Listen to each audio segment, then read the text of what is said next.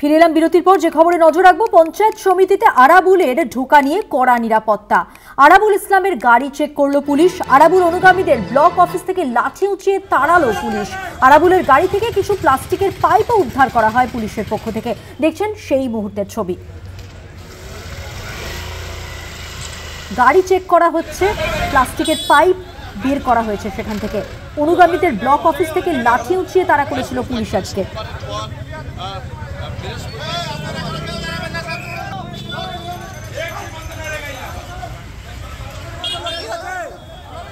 পঞ্চায়েত সমিতিতে আরাবুলের ঢোকা নিয়ে একেবারে কড়া নিরাপত্তা ব্যবস্থা।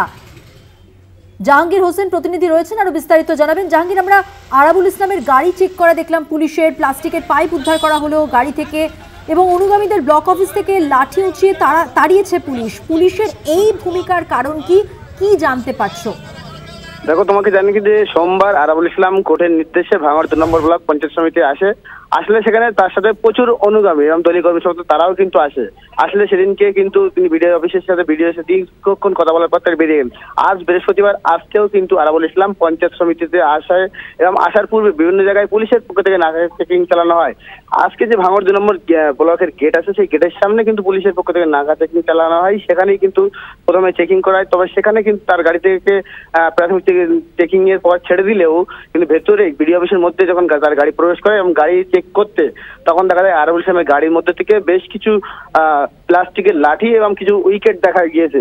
তবে এই নিয়ে কিন্তু রাজনৈতিক মহলে দুই গোষ্ঠীর মধ্যে চাপানত তৈরি হয়েছে, কারণ সওগাত মোল্লা ঘনিষ্ঠ খয়রুল ইসলামের দাবি করছে যে ভাঙড়কে অশান্ত করার জন্য আরাবুল ইসলাম তিনি কিন্তু লাঠি বা উইকেট নিয়ে কিন্তু ভাঙড় ব্লকের মধ্যে প্রবেশ করেছে। তবে আরাবুল ইসলাম বা হাকিমুল ইসলাম তারা কিন্তু দাবি করছেন যে গাড়ির মধ্যে কিছু প্লাস্টিকের লাঠি ছিল, যেগুলো দলীয় ঝান্ডা লাগানোর ক্ষেত্রে ব্যবহার করা, এছাড়া আর কিছু নেই বলে তারা দাবি করলেন। তবে এই নিয়ে কিন্তু আজকে তবে আরাবুল ইসলাম সোমবার যেদিনকে বিডিও অফিসে আসে সেদিনকে চার্জ না পেলেও আজকে কিন্তু তাকে আরাবুল ইসলামকে সভাপতির চার্জ তুলে দেওয়া হয়েছে বলে আমরা জানতে পারছি। তবে আরাবুল ইসলাম দীর্ঘ 4-5 ঘন্টা কিন্তু থেকেই আজকে কিছু মানুষের হাতে পরিষেবাও তুলে দিলেন।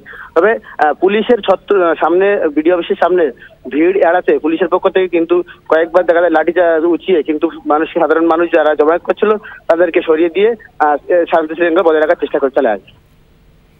ধন্যবাদ জাহাঙ্গীর। কথা বললাম প্রতিনিধি জাহাঙ্গীর হোসেনের সঙ্গে।